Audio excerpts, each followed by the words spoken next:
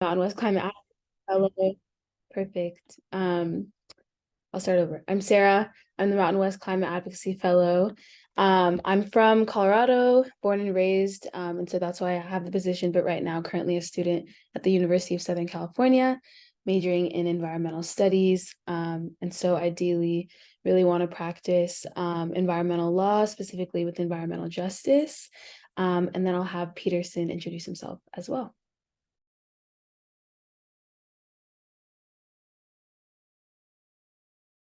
Oh, hi, I'm Peterson. Now you want me to introduce myself. And I am the host of Citizens Climate Radio, and I am a member of the CCL chapter in Bloomsburg, Pennsylvania, in this district, this middle of nowhere, Pennsylvania. And my background is actually in performance art, and I'm a Bible scholar. And of course, that set me up perfectly for doing climate work. And that's why I'm here. Thank you. Okay, so we are going to start as always with our connection before content question. So our question for today, I'll put it in the chat as well. But since we have Peterson on today, we'll be talking about storytelling, about the podcast, and specifically Citizens Climate Radio. We want to talk about what's a recommendation you have regarding media and climate action. And so that can be anywhere in the realm of film, maybe an influencer, maybe it's a podcast already. And so we can start with, I'm just going to call on somebody. Eric, if you want to go ahead and go first, and then we'll popcorn it around the room. Thank you. One recommendation I have is a documentary that I saw last week, actually, called Anthropocene, that just came out, I think, in 2018. And it's something I've been thinking about a lot because climate change, is just one facet of a much larger problem that has to do with the way humans interact with the world and everything on it. So they screened it at the university here the other night, and I saw it, enjoyed it. I recommend it.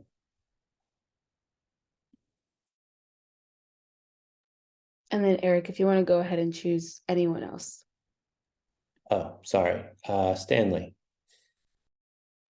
Hi, I'm Stanley. Do I do the pronoun stuff like right now? I guess I'll just do it right now. I go by he him. I am based in San Ramon, California right now. I just graduated from William and Mary, and then I'll be working at Babson College in Boston this next year. I don't really consume a lot of climate related like media, but I think like a recommendation that I have just generally would be like BoJack Horseman or Bob's Burgers, because they're like very opposite ends of the spectrum, like emotionally, but they're like very great shows. And then I'll popcorn it to Emily. Hi, I'm Emily. I use she, her pronouns. I'm at William and Mary right now, which is a school in Virginia, and I have joined heat calls before. What's a recommendation? Media and climate. Well, maybe I'll recommend something that is maybe a bit of a stretch, but it's The Secret. Have you guys watched The Secret? It's all about the law of attraction and manifestation. And I feel like I feel like that plays a key role in my climate advocacy. So I would highly recommend that, the positive mindset and attracting clean energy. And I'll popcorn to Shay. Hi, I'm Shay. I go to Washington Lee University. I use she, her pronouns. This is not my first heat call, and I would recommend Kiss the Ground. It's on Netflix. It's a documentary about regenerative agriculture and sustainable agriculture in general. And they talk a lot about soil as a solution for climate and sequestering carbon. And it's really good and entertaining. I will pop around to Laura.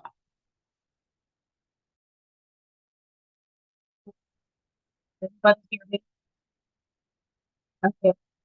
My name is Laura. I use she, her pronouns. Based in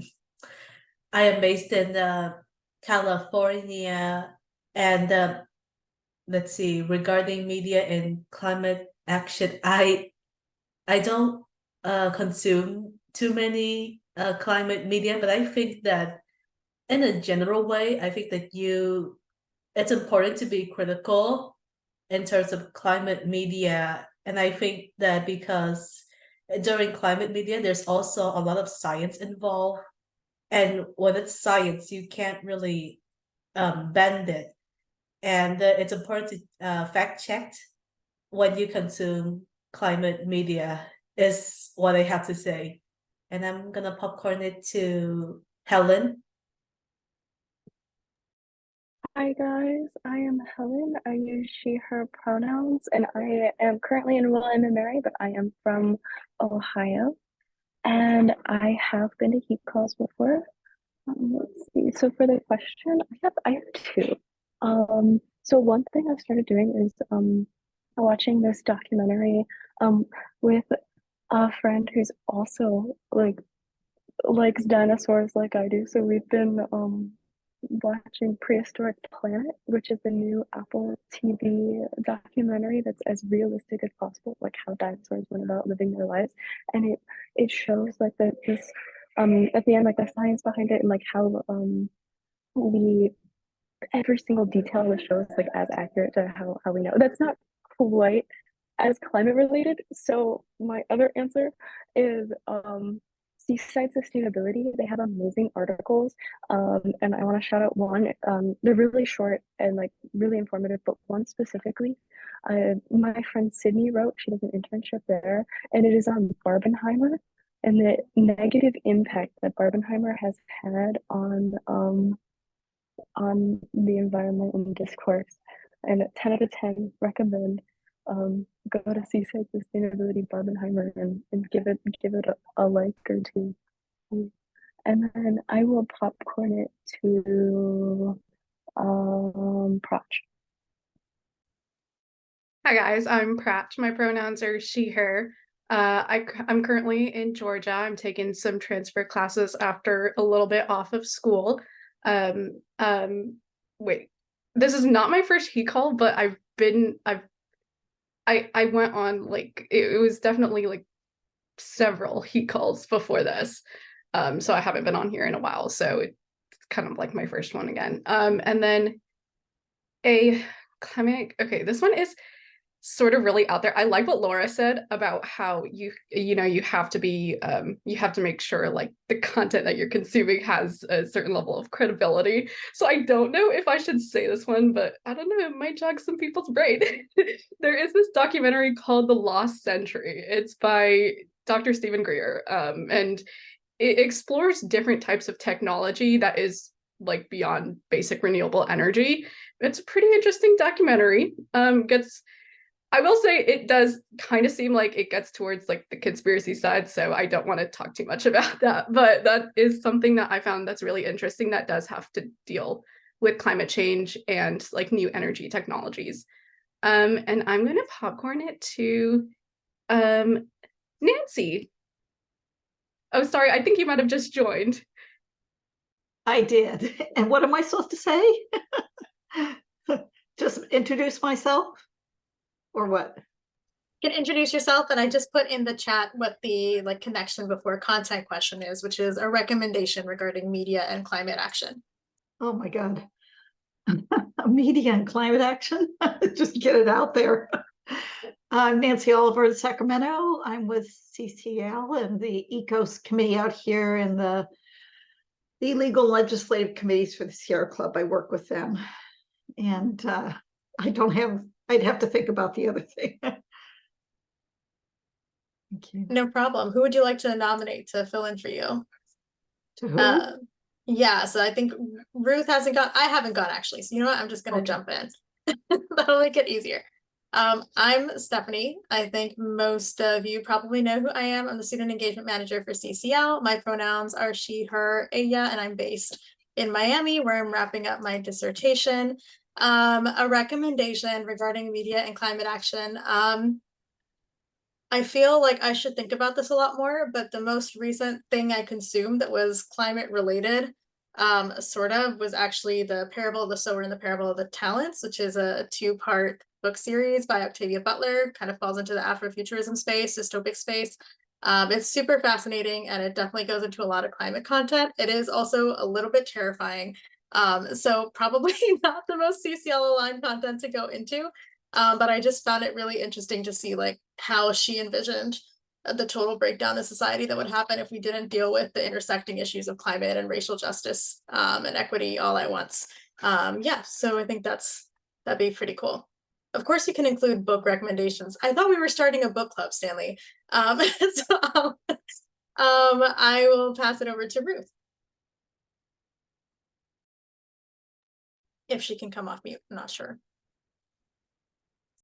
I can. I'm driving, so that was the delay, but I'm happy to be on the call. I am Ruth Abraham. I'm currently based in Atlanta, Georgia. I'm attending the Georgia Institute of Technology.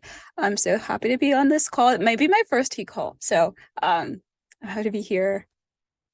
Yeah, I think, and my climate recommendation is I recently watched a YouTube documentary by like Scott Tinker, who's like a super like a rocket scientist almost, but he kind of explains the clean energy transition well enough that my parents followed along, and so that was super helpful. It's very like you're able to talk through how we're decarbonizing the United States energy grid. So I would recommend it just to bring the masses and to understanding what it means to like take away carbon away from our electricity system. So happy to be here. Thanks for having me.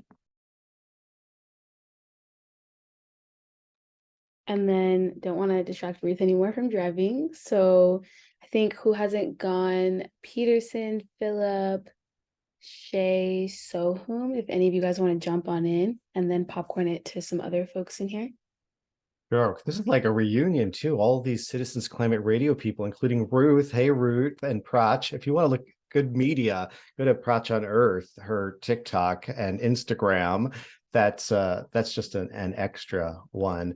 But I'm all about podcast, and there are two, depending on what you're interested in. There's a really interesting one called Climate Changed with an ED at the end, with the BTS Center in Maine. And it just is like trying to develop spiritual leaders for a climate changed world. So it looks a lot at like values and ethics. And there's a brand new podcast that started with some CCL volunteers. It's not a CCL project, but it's called Green Tea Party Radio. And they're young conservatives talking to young conservatives about climate change, in particular carbon fee and dividend, and they're trying to get their show on college radio stations. So if you have a college radio station that's looking for a weekly 30-minute show, I'm sure they would be interested. And Philip, if you have something, I don't know, you look like someone who has something. I do. My name's Philip. I use he, him pronouns.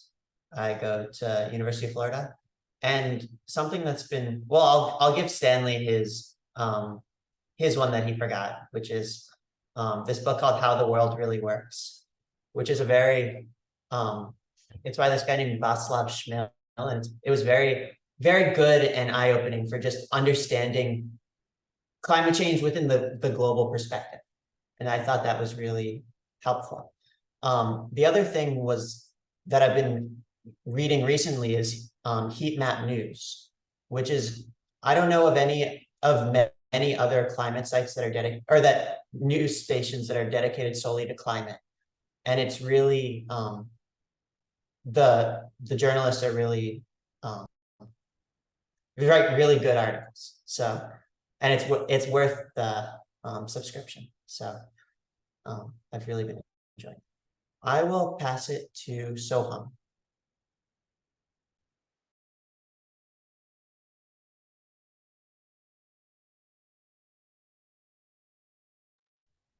Soham, are you oh, there you Yeah, can you hear me? Okay. Yes. Okay. Hi, I'm Soham. I'm a sophomore at Case Western, in Cleveland, Ohio.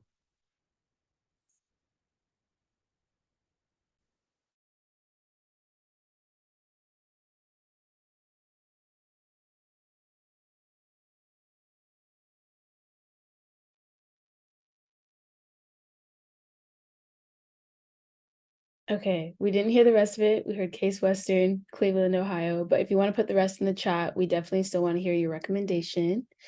And then I think Emily can go, and then Nancy, if you've thought of your recommendation, Emily can. Oh, she has it. Okay.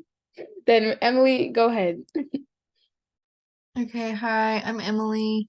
I'm at Transylvania University in Kentucky. Hold on, I gotta scroll up and find everything I'm supposed to say. This is my second heat call, and yeah, I don't really consume too many like climate pieces of media either. I'm not really a documentary podcast kind of guy.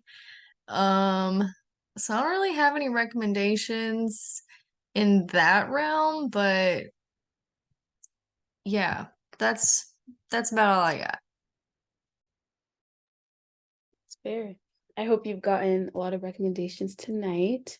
Pretty sure everyone is gone. If you haven't, please mention in the chat.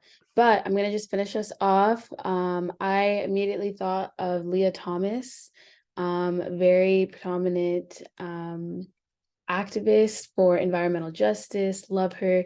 And she actually came to my campus last year under our environmental student assembly. She did a talk and I couldn't go and I was very sad. But she's great. You can check her out on Instagram. But I'm very appreciative of all these recommendations and that we're like exactly like Laura said too, we're all being very wary, but we're also consuming all different types of climate media. So it's very exciting.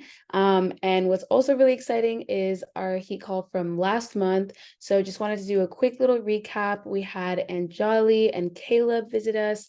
Anjali is the PhD candidate at Duke University with the Soil and Water Conservation District Supervisor. And then Caleb is a sales director at Voltis.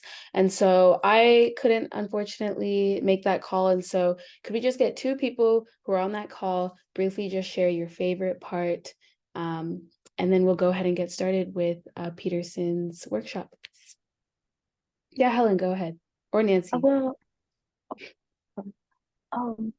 so I was on the call, and something that was really just valuable was Caleb is a city council member, and like 4 hours earlier before the call, like I had gone and like given public comment for the first time at a city council meeting, and for him to like say at the call like yes, that was actually like noted, and like that was very valuable, and that is a demographic that isn't as represented was really impactful for me. So.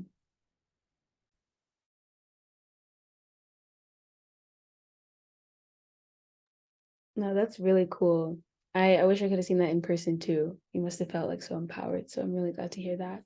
And then does somebody else want to share maybe a reflection, maybe something that stood out as well during the call? Go ahead, Philip.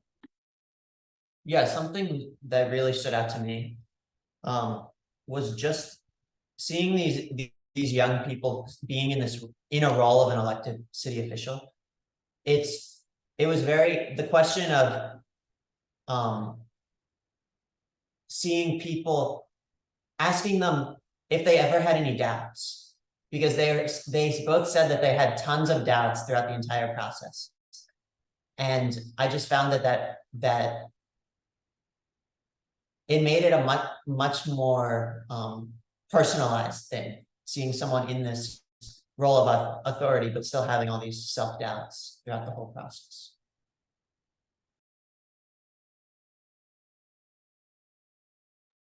No, I really appreciate that as well. I think it's easy for us to see these people, even people that we may have mentioned in all the media positions, like doing this work and just being out in front and center. But yeah, I really like that personal aspect. So really like that. And now, without further ado, Peterson's gonna take it away. So Go ahead, work your magic.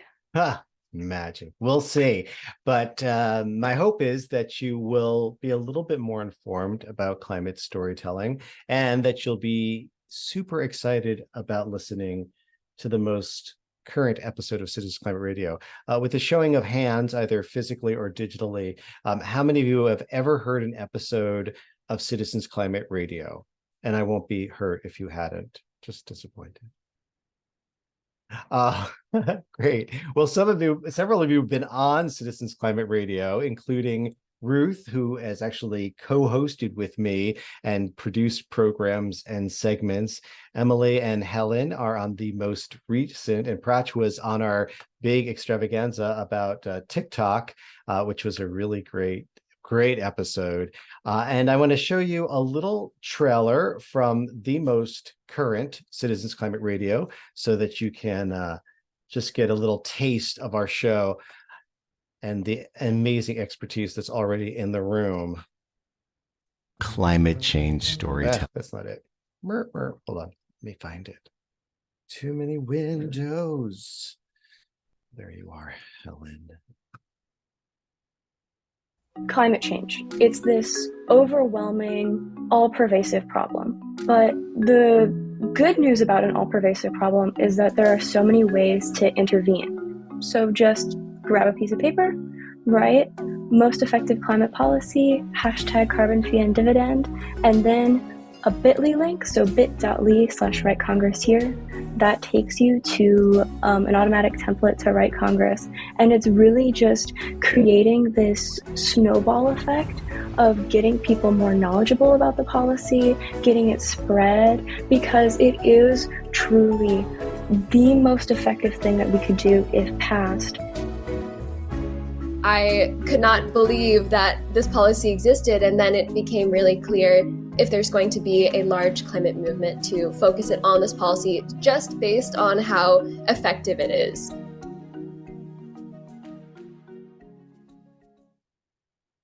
I knew that would be a crowd pleaser because I think you're kind of into carbon fee and dividend. Is that correct?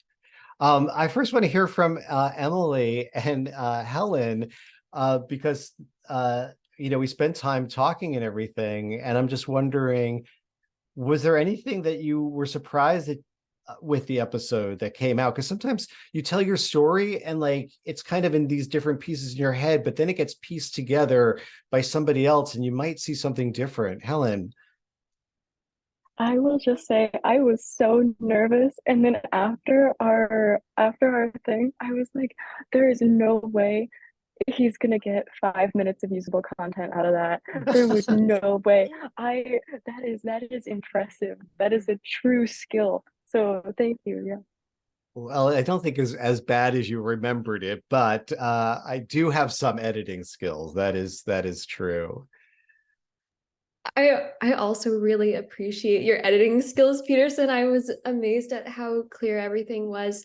And one thing that I thought was thinking about when we were talking with each other for the podcast, I think I shared something about capitalism and the idea of these kind of more radical ideas, and I'm really grateful. I'm glad that I was thinking after the podcast, maybe that wouldn't be the right appropriate podcast for those thoughts. And so I appreciate just as much as the stuff that did get in the stuff that was not in it. I think it came together really well. And I think Helen and our stories were, and the things we said were very complimentary to each other. What I think was good about it as storytelling, it had a story arc to it where, Emily, you start saying how, you were concerned about climate change and you went on the Appalachian Trail just so happy that you didn't have to think about climate change. But then you're like, I don't know what to do about it. And so then you're thinking, well, I like, Greta Thunberg, signs. I want to do a sign. And then I love, you say, I want to talk to my friends about this. Let's do a sign, act on climate change. And then Helen's voice comes in. It's like, yeah, she came to we talked about it. And we're like, you go, girl, but maybe you need to have like more focus. And it just was like, you could just see like, this is how friends talk to each other. But my all-time favorite moment in the entire episode is when Emily cracks her knuckle and she's like talking, and I kept it in there. I like normally would take something out, but it was just so charming. And it was just like this real moment because she's so excited to talk about carbon fee and dividends. She's like, and it's like this great thing. And oh my gosh, I just cracked my knuckle. And it's this amazing thing. And I talked to my team today who they heard that, they said like, that was so great. I was like, that was so down to earth. I really found that so relatable. And it's an important thing when you're telling a story, like you want to get all the facts right, you want to get it all together. But at the end of the day, people don't remember the story as much as they remember you. And when you have this wonderful moment with a person where it's open, it's honest, they may disagree, they may not be interested in the policy, but you leave a mark on them. And when the next person comes and mentions carbon fee and dividend, they have this like positive connection to it because of the conversation they had with you. And so I think one thing I see that a lot of earnest CCLers do, they're so worried about saying the right words as if there were magic words, and there aren't magic words to get like people excited. The magic is when you're just real. And that they can connect heart to heart with you. And this is such a key. And I talked to this about this with the interns, and like when we pitch stories, we need to talk to the head, the heart, and the gut. And we're so good at talking to the head, right? I mean, you're all in university, like that's like what you do. And that's what a lot of people do. I've got this idea, whatever. The heart, we sometimes get to that, like our feelings about these, ways to be vulnerable, our fears, our doubts. Those are things that bring people close to us. And then we almost never touch the gut. The gut is that place that is most primal in a way, like protecting the things, the family members I love. It's about love and romance. It's about food. It's about like these basic things. And in fact, my climate story is like I was never involved with environmental stuff. I mean, I have nothing against the environment. I just had bigger fish to fry at the time. I was doing lots of work around LGBTQ plus activism and Bible scholarship. And then my husband, Glenn, he had this meltdown around climate change. Dr. Catherine Hayhoe says that the scientific term is the oh shit moment. And he had his oh shit moment, and he was like, he lost it. And I was like, okay, well, we'll join a group. It'll be okay. And then he joined CCL and he told me about it. I was like, wow, it sounds really effective and really boring. Okay, I'm on board. Yay. But I wasn't on board. I was just like going along because he was there. And I started reading articles, and there was an article. I mean, the articles kept hitting my head, and sometimes it would hit my heart around like, human rights issues. But there was one article that got to the very core of who I am. And it hit me right in the gut. It was about drought. That on a warming planet, we're going to see more drought and flooding, sometimes in the same day. And the drought will lead to all kinds of horrible things like crop failures and food shortages and malnutrition and migration, civil war, lots of stuff, which that was hitting my heart and my head. I was like, oh yeah. But then the gut. I have no idea why they included this line in the article. It said, but on a warmer planet where there are more crop failures and difficulty in growing things, we may see a failure of wheat production, leading to a global shortage of pasta products. I was like, wait, what? Spaghetti is an endangered species?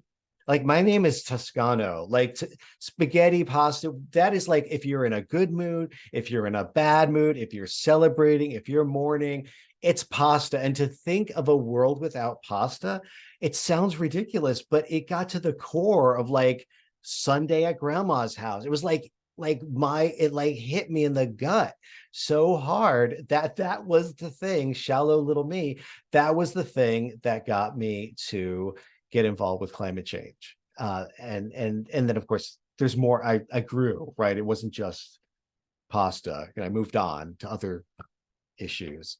So with that, I'm going to show you another trailer from another episode that talks about about storytelling. And Ruth was involved with some of these. So Ruth, I'm going to give you a chance. I don't know if you're still driving. If you can't unmute in a moment, that's fine. But I'll give you a chance to think about some lessons you learned about storytelling when you worked on the podcast. And I'm going to show you this brief trailer.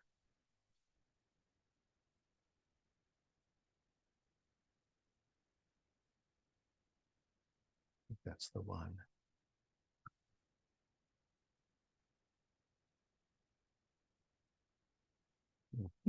That's it.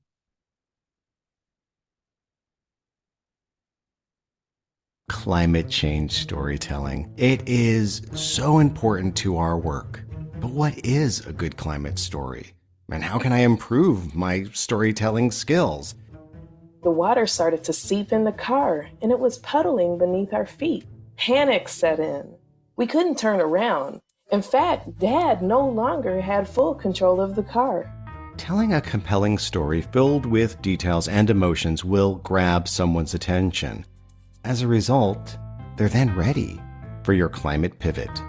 This pivot helps people understand why you're sharing your story. It connects your story with a necessary, meaningful response to climate change impacts. When learning the forest garden, we were told that there might be predators. They are an important part of the ecosystem.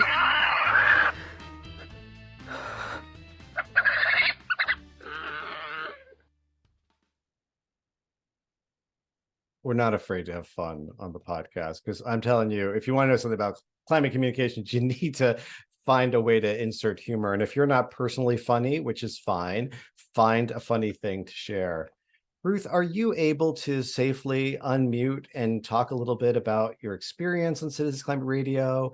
I'm putting you on the spot. And any lessons you learned about storytelling? Yeah, I am able to.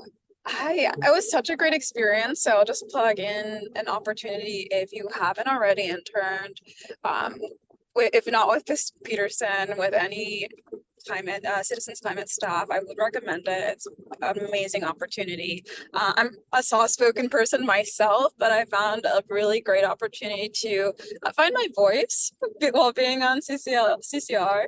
I think my biggest tip to any incoming person, or just like when you're telling a climate change story, is to identify who you're talking with.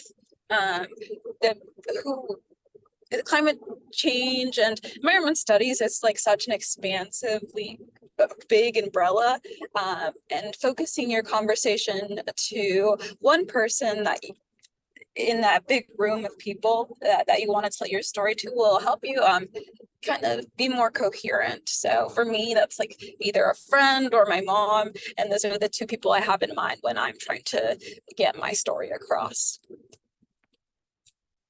We miss you, Ruth. No. Me too. I'm so happy. This is by happenstance that I came on, so I'm very happy to be here. Yeah. That's great. So I'm going to give you a couple of pointers of things that I've learned through the years about effective storytelling and ineffective storytelling. But before I do, I want to just open up the Zoom for any questions anyone has about anything you've heard so far or about climate storytelling. And you can put it in the chat or you can unmute, and I'll just sit and wait a moment. If anyone has anything, just unmute and talk. Or go ahead, Philip. Oh, he's so polite, raising his hand. Yeah, so one question that I have that I've always struggled with in having conversations, and also like things like the climate strike speeches, stuff like that, is when you tell a story, it's an idealized version of reality. So how do you make sure that it's still like authentic? And I think that's my question. All right, I'm not going to answer it yet. I'm just going to hold on to it because it'll come up in the presentation. So I want to make sure I got it right. Like, you want to be careful with your story. How do you make sure that it's authentic, and that, we could idealize our stories, and you want to make sure that it's an authentic story, and I guess honest. Is that a fair assessment of your Yes. question? Great. Stanley. Yeah, this kind of goes to what you said before about you being like a biblical scholar. One of the things I feel like I struggle with as like a non-Christian person is like, how do you make that communication with them about the importance of environmentalism, when their main concern is religion? Are there like specific points and like biblical quotes or like scholars you point to when people say that they just believe that God will like not let that happen? It's amazing. One of our most downloaded episodes is entitled, "What Does the Bible Say About Climate Change?" And it was so popular that a couple of years later, just recently, this past year, we did a follow-up with one of the guests, Kyle Myers-Scott, who just wrote a book about this. And and the reality is, if you're not a Christian evangelical, you can't go toe-to-toe talking about the Bible. But what was so instructional about doing that episode, the first one, I only wanted to include evangelical Christians. So I approached young evangelicals for climate action who I knew they were going to be on board with climate change. But I also contacted a local pastor that people just said he was a nice guy, and he was a younger pastor, like in his 30s. But that's all I knew about him. And I said, "Hey, I'm doing this podcast episode about what the Bible says about climate change, and I'd like to get your thoughts on it. What do you think?" And he said, honestly, yeah, we don't really do that at my church. I don't think I'm like the person you want to talk to. I said, fair enough, but do you mind just like maybe looking into it? Like, what does the Bible say about climate change? And if you have nothing to say, fine. He's like, okay. 2 weeks later, I get back in touch with him to interview him, and he's like, I found so many things in the Bible I didn't know were there, or that I didn't notice, about creation care and how much, we're supposed to care for the earth. And, he just was like, he became the moral center of the episode because he came to it legitimately, just looking. So sometimes one of the best things we could do is genuinely ask people questions, particularly if you're in a relationship with them. I mean, if it's a one-off at a conference or on the bus, but if it's someone from your dorm or whatever, just say, I'm not a believer, I'm not a Christian, but I'm just wondering, what does the Bible say about this? Could you find out for me? And that opens up the door, because they're going to obviously want to talk to you about their faith, but also it gets them thinking. And then you have this shared thing as you're learning. And then you just genuinely go with your curiosity and ask questions. People are amazing when you show them that you're genuinely interested in what they have to say. They can tell if you're just coming with their agenda, if you're evangelizing. But it's about having that genuine encounter. All right, next question. Salim. Hi, I might have missed this earlier. But like, why did you get interested in what you're doing now? The podcasting, climate change shtick. Yeah. I've been a performance artist since 2004, and I would do one-person comedies about really serious issues like homophobia and police brutality, and but I would put them in comedies because it was my way of just getting people closer. I never made fun of an issue. I think comedy can make light of issues. It also can shed light on issues. And so it was a form of comic storytelling to get people closer to an issue. And when climate change came along in my life and I got really concerned about it, I was like, I'm not a scientist. I'm not an activist. Like, I'm not like the activist with the sign out in the street guy. I'm a comic. I'm a storyteller. That's what I have. And so I took a year off to study climate science because I knew nothing. And I then started to look at what are creative ways of talking about climate change, and how are people doing it? Where are they missing the mark? Who's doing it well? And so that like developed, and I wrote a couple of shows, including Does This Apocalypse Make Me Look Fat?, which is a comedy about broken bodies, large and small. and queer response to climate change, what would Walt Whitman do? And climate change, what's faith got to do with it? That's the actual title. And I also did a podcast where I kind of explored this. And this is what's nice about like writing or podcasting. It's not just about communicating, it's about better understanding an issue. And I talked to lots of climate artists, and maybe their art at the end of the day fails. Like if they don't show it, they don't sell it, they don't share it, but they learn more about the issue by creating the art. And that's what it was with my Bubble and Squeak podcast, where I would just try to work out things. And through that, somebody at CCL heard it and asked if I would do a podcast for Citizens Climate Radio. And I was like, sure. And now we're on episode 89, episode 89, 89 consecutive months of presenting a podcast. It's kind of unbelievable. And so part of it is our message is too important to not communicate well.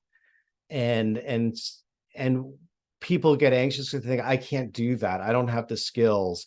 But whatever skills you don't have, you can develop. And we also have like multimedia that could assist us. So you don't have to have all the answers, but we all can become better storytellers. All right.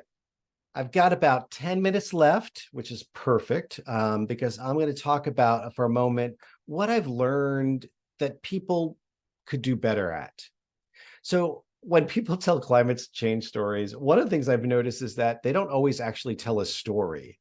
They think just because they're talking that it's a story, but a story actually has like certain elements to it. Like there are characters like a good guy and a bad guy, or a protagonist and antagonist. There's a story arc, there's tension, there's detail. And sometimes people basically are just talking about a policy and kind of putting it together like as a story. Like, oh, let me tell you a story about like carbon fee and dividend. It's this like really great thing. I love it. And it's like, that's awesome. It's not a story, and it's not going to move people the way a story does. We listen to stories with a different part of our brain, a part of our brain that is less judgmental and critical. And that's why stories can be subversive. And so like, if I were to say like, I'm going to tell you what I think is the single best thing we can do to address climate change. Well, if you didn't know me, you'd be like, huh, what's he going to talk about? All right, you get to that critical mode, right? Like, man. But if I started once upon a time, it just moves us to this other part of our brain. We're like, story time. And so it's really powerful to speak in that story language to get that. You don't have to say once upon a time, though. That's like that. You don't have to do that. So one of the things I see people do all the time is they tell one climate story, the same climate story over and over again, even though the details are different. And I see Emily smiling because I think she knows like what I'm talking about, because you went to my workshop. Didn't you go to my workshop? Yeah. And that is a story about the impacts of climate change.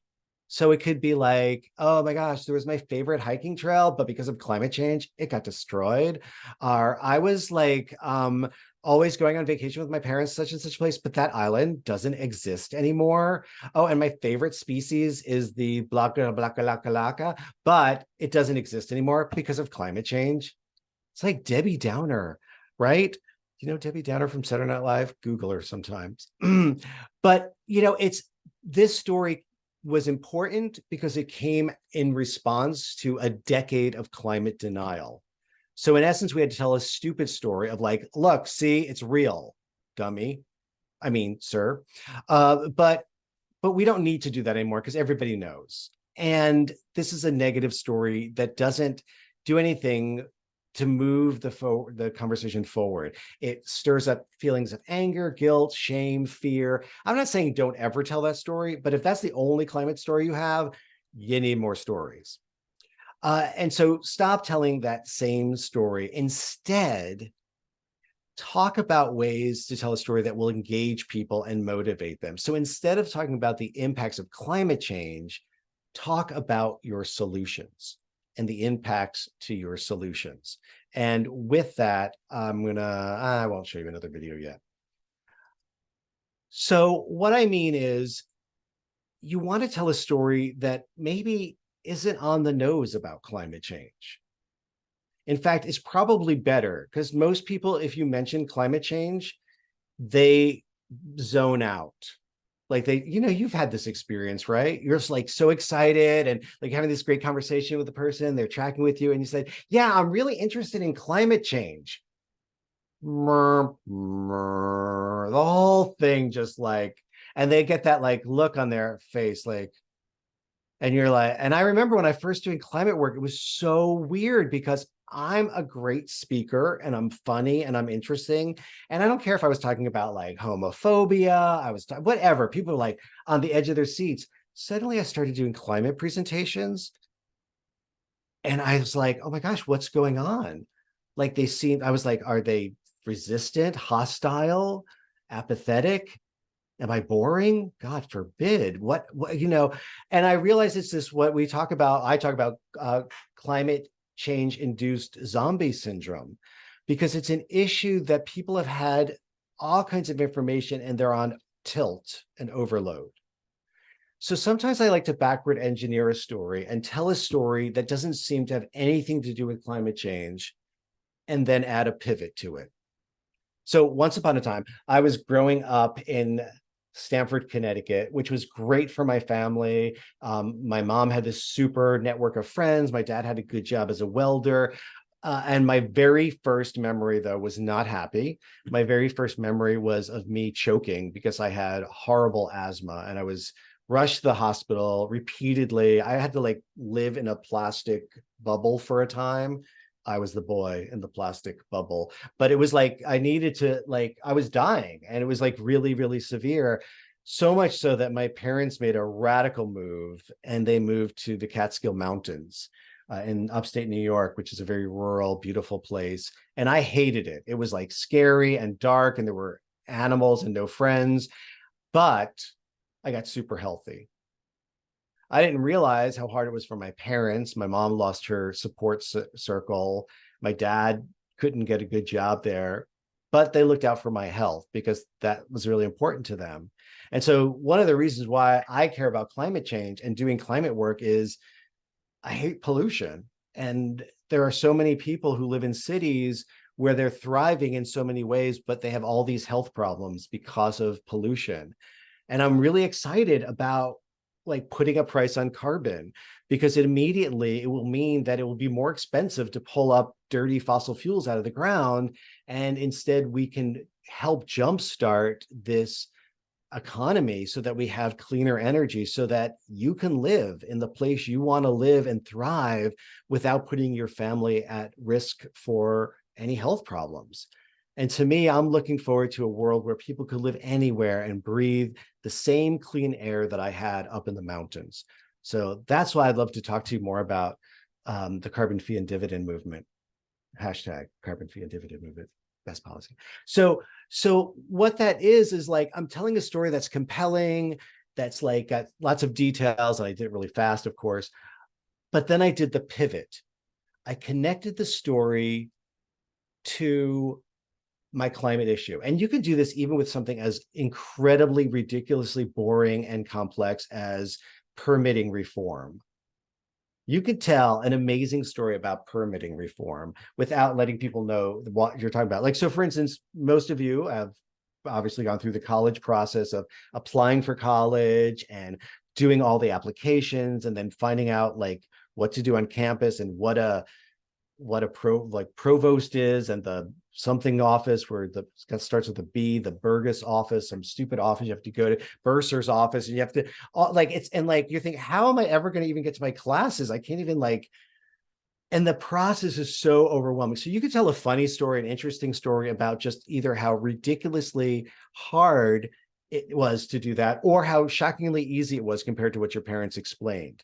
Either one of those is a great story of like a process that was either far too hard or too easy. And then you say, and I'm telling you the story because there's something going on right now with permitting reform. Yeah, there's all these amazing green energy things. And it's like, trying to get into the right section of Bio 101. And they just like, it's too complicated and we need to make it simpler.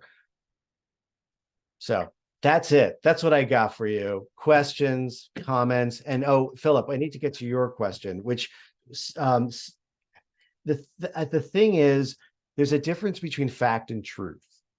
We want to be factual, right? But sometimes when you tell a story, you know, you have to kind of shade some of it, like to get to the point. So, like, you know, some people, they get stuck on the facts. They're like, okay, so I was with my friend Joe and Allie, and it was Labor Day weekend. No, it wasn't Labor Day weekend. It was Memorial Day weekend. No, it couldn't have been Memorial Day weekend. We've never spent, like, who cares, right? It could have been Thanksgiving. As long, you know, you were together for some holiday, unless it had to do something with the holiday. It doesn't matter, right? It doesn't matter if 5 people or 2 people. The facts of the story are not as important as the truth of the story. And that is how it made you feel, and, you know, what happened to you, how it changed you.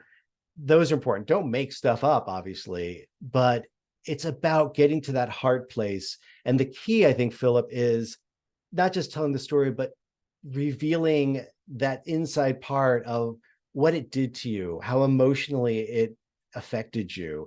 And that's where the vulnerability and the authenticity comes so often. Thank you, Peterson. Stanley, that sounds like an amazing story. Yeah, I'm totally believe that's true. But actually, it was like a turtle you rescued in your backyard. But, you know, truth, fact, fake news. Any other questions, comments, suggestions of storytelling? Oh, yes, Laura. I have a question regarding writing a story. One thing that I think I need improvement is that when I'm writing a story, I need to know when to stop the story in order to create that pivot, and then that is the reason why blank. So as you are telling or writing stories, how do you know when to stop the story and then go to the pivot moment? Yeah, this is when it's important to remember you're doing this in community and get feedback from people. And so sometimes you'll just read it out loud and you'll be like, it's getting kind of boring here, but it's better to workshop it. Read it to a friend, hear what they say. You'll feel bad and disagree. You read it to another friend, they'll say something similar. You think these people don't know what they're talking about. The third friend says the same thing, like, okay, I guess it is too long. So often it is too long. And Ruth can tell you, we would have like a 35-minute interview that we'd have to cut down to 4 minutes. So you have to cut a lot. And I have never regretted a cut. It always comes out better somehow the more I cut. So be merciless and, you know, just kind of like cut it back to the bare bones, but trust your friends and get feedback, and they'll guide you often. Thanks for the question. Helen. Yeah, I would love to do a climate story for one of my CCL William and Mary chapter meetings.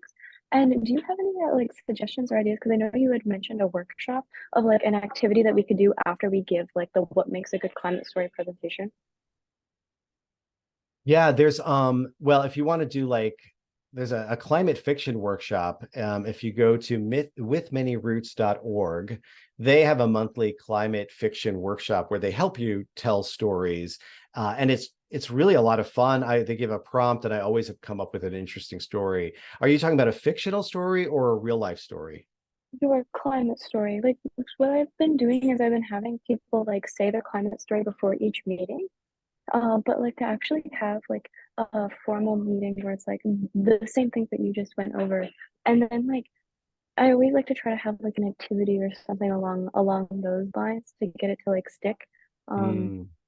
So I didn't know if you had any suggestions, or like maybe we could do CCL community or just like give each other feedback. Yeah, well, I think one of the keys is change your language a little bit, because the problem is if you ask people for a climate story, that's what they're going to give you. And they're going to give you the story about that hiking trail and the island that they used to visit that's no longer there, because that's how it's been downloaded into our brains. It's like almost automatic. So instead, I think what would be interesting is just say, without getting too traumatic or personal and revealing, tell a, you know, write or tell a really important story about your life, from your life. Write the story, make it interesting, make it compelling, and then find the connection to climate change. And then you can workshop with a group like, okay, here's an interesting story. If we were to do a pivot, how could we pivot this to climate change? And you will be shocked the number of stories that you can pivot to climate change. But don't start with a climate story. Start with a good story, like a story from your childhood, because a lot of people then could relate to it. So that's going to be really kind of interesting. And it may seem like a silly little story, like the time I knocked my sister off her bike. We don't have to talk about all the details, but like a story like that. And, you just tell the story and then see what happens. But get the climate part out of your head, because I think that it flattens out the possibilities for the story. And feel free to email me too for other ideas. Raj. Thank you. You're welcome, Helen. Okay, wait, I'll lower my hand. Every time I hear you tell a story, you always bring up this wonderful analogy that like I've never thought of. And so I was just wondering, do you have any other analogies like that? Like you said, like the college application process, the permitting reform, like that is a perfect one that so many people can relate to. Are there any that you have like off the top of your head? Well, I remember I did a workshop and this woman was talking about, again, I had them start with just a story, and she was in this really unhealthy relationship with this guy. She had left California, moved to LA with this guy. I mean, moved to Las Vegas, and like knew it was time for her to go, but it was like really hard to let go. And she was like, but I need to. And so one day she finally called her sisters in California, said, I'm coming home. She packed her things and she's driving, and saw the mountains in the distance. And she was like, I don't know, though, it's kind of complicated. Maybe I should turn back. And then suddenly there was this freak thunderstorm, like totally out of nowhere. And it just kind of like shocked her. She's like, I just got to get over the mountain. That story. And that story, I said, so what does that have to do with climate change? She said, I think it's like that. Like, aren't we all in this unhealthy relationship with fossil fuels? And like, we know we need to get out of it. But like, we just like, it's just so easy. It's just too complicated. How are we going to do it? And then you say, okay, I'm going to do it. But then you start like, oh no, maybe it's just too hard. And then there's this like thing that's like, got to get over that mountain. We need to get that law passed. Right? Like I tell you any story, I think we can find a pivot. I agree. I can see how you're like coming up with analogies. It's awesome. So it's about play and playfulness, which is really important, and listening to each other. And I think if you did a workshop like that and you crowdsourced it, like, okay, what's some pivots? You will be surprised and come up with awesome stories that could be letters to the editor, could be presentations you do. Suddenly you're going to be like, my gosh, this is the greatest climate speaker I ever heard, because they don't talk about climate change. They talk about life. All right, I think I'm done. Our time's up, right? Kick me out. That was great. We could just have that framed. Talk about climate change, talk about life. That's great. Thank you so much, Peterson. Really want to be respectful of your guys' time. Emily, I know you have some updates for carbon fee and dividends, so I'm gonna have you go ahead. If you guys can stay on for maybe 5 more minutes, we'll have Emily share any updates. Sure. Thank you, Sarah. And oh my gosh, thank you, Peterson. So one of the big updates, I think probably it was big news in CCL is that, or in just general, that the CFD is getting reintroduced in Congress. So it is super go time for advocating for a CFD, which is perfect for the movement. The intro video is in the editing stage. We're making an intro video, but after hearing about the importance of storytelling, I'm thinking, oh my gosh, we need to include storytelling more in the video. So maybe we'll see about, we might edit it. And then we hit 3,000 followers on Instagram, which is really exciting. And then I also just wanted to share we had a structural meeting. Shout out Helen for prompting this structural meeting to think about how we make decisions and how to be inclusive to all ideas. And so just to ensure more clarity and transparency on decision-making processes, we made a constitution, which I included in the document.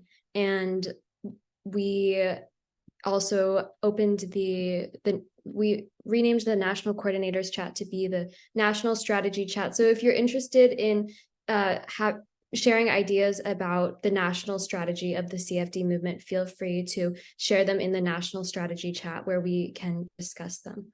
And the action item, shout out Philip for suggesting that to propose an action item for students to do on their campuses. So the action item for the next 2 weeks before people are meeting again is to start putting up as many CFD signs as you can on your campus, and please take photos if you do.